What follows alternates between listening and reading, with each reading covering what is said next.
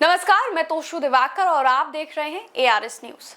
दुनिया की राजनीति में एक बार फिर से नई हलचल मची है। जगह है अफगानिस्तान की राजधानी काबुल और मौका है एक त्रिपक्षीय सम्मेलन का। यहाँ चीन, पाकिस्तान और अफगानिस्तान के विदेश मंत्री आमने सामने बैठे और कई बड़े फैसले लिए।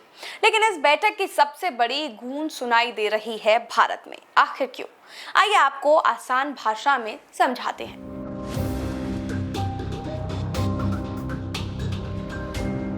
काबुल में बुधवार को हुई इस बैठक में अफगानिस्तान के कार्यवाहक विदेश मंत्री अमीर खान मुत्तकी, चीन के विदेश मंत्री वांग यी और पाकिस्तान के उप प्रधानमंत्री व विदेश मंत्री इशाक डार मौजूद थे। तीनों देशों ने मिलकर आतंकवाद, व्यापार, शिक्षा, स्वास्थ्य और सबसे अहम CPEC यानी चीन पाकिस्तान इकोनॉमिक कॉरिडोर के अफगानिस्तान तक विस्तार पर चर्चा की। अब आप सोच रहे होंगे कि ये CPEC आखिर है क्या और इसके विस्तार से भारत क्यों परेशान है। CPEC यानी चाइना पाकिस्तान इकोनॉमिक कॉरिडोर साल 2015 में शुरू हुआ ये प्रोजेक्ट चीन के शिनजियांग शहर को पाकिस्तान के ग्वादर पोर्ट से जोड़ता है। करीब 2442 किलोमीटर लंबा ये गलियारा अरबों डॉलर की लागत से बन रहा है। सिर्फ ग्वादर पोर्ट पर चीन अब तक $46 बिलियन झोंक चुका है। चीन चाहता है कि खाड़ी देशों यानी कि गल्फ कंट्रीज से तेल और गैस सीधे ग्वादर पहुंचे और वहां से सड़क और रेल के जरिए जल्दी से जल्दी चीन तक पहुंचा दिया जाए। इससे उसका समय और पैसा दोनों बचेगा। लेकिन कहानी यही खत्म नहीं होती। बलूचिस्तान के लोग इसे अपने संसाधनों पर कब्जा मानते हैं।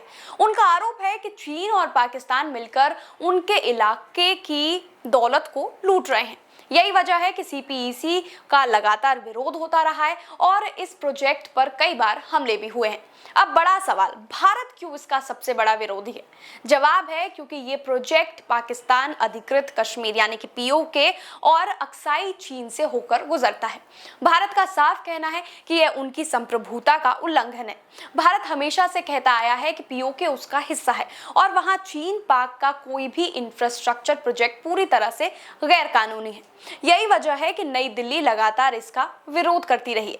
इतना ही नहीं, भारत चीन के belt and road initiative BRI के भी खिलाफ है क्योंकि CPEC उसी का हिस्सा माना जाता है। इस बैठक में तीनों देशों ने आतंकवाद के खिलाफ मिलकर काम करने की भी बात कही। लेकिन हैरानी की बात यह है कि पाकिस्तान, जो अक्सर आतंकवाद का सबसे बड़ा एक्सपोर्टर कहा जाता है, वही खुद को पीड़ित बताकर अफगानिस्तान पर आरोप लगा रहा है। पाकिस्तान का कहना है कि अफगानिस्तान से ऑपरेट करने वाले आतंकी संगठन उसके देश में हमले कर रहे हैं। तो साफ है कि CPEC सिर्फ एक आर्थिक गलियारा नहीं बल्कि ये राजनीति, सुरक्षा और कूटनीति सबका घोलमेल है। चीन अपने फायदे के लिए अरबों डॉलर खर्च कर रहा है। पाकिस्तान अपने कंधे पर चीन को बिठाकर भारत पर दबाव बनाना चाहता है और वहीं अफगानिस्तान अपने लिए आर्थिक सहारा खोज रहा है।